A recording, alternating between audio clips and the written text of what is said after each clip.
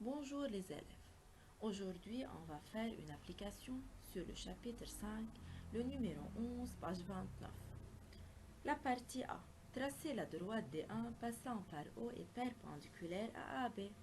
Lorsque je vois le mot perpendiculaire, il faut utiliser l'équerre.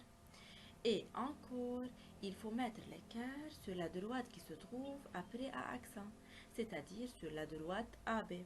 Puis glisser l'équerre jusqu'au point O et enfin tracer la perpendiculaire D1.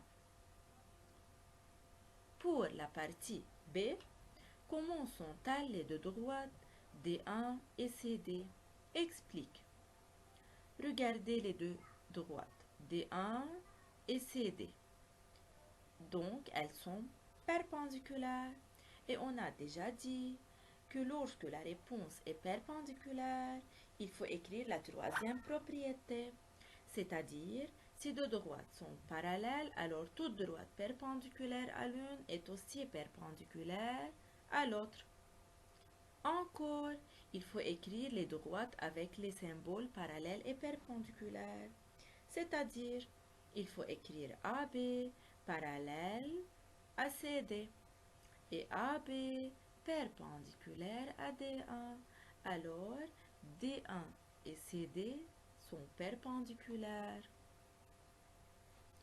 Pour la partie C, tracez la droite des deux passant par O et parallèle à AB. Lorsque je vois le mot parallèle, il faut tracer la distance menée du point O à la droite AB. Qu'est-ce que ça veut dire distance? La distance, c'est la droite perpendiculaire menée du point O à la droite AB. Puis tournez l'équerre pour que l'angle droit sera au point O. Enfin, dessinez la parallèle. Regardez la figure.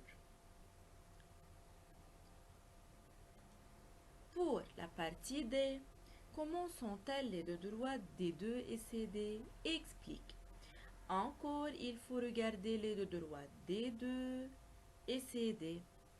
Alors, elles sont parallèles. Donc, c'est la deuxième propriété. Pour mieux expliquer, il faut écrire les droites avec les symboles. C'est-à-dire, il faut écrire D2 parallèle à AB et CD parallèle à AB. Alors, D2 parallèle à CD. Si deux droites sont parallèles à une même troisième, alors elles sont parallèles. Au revoir.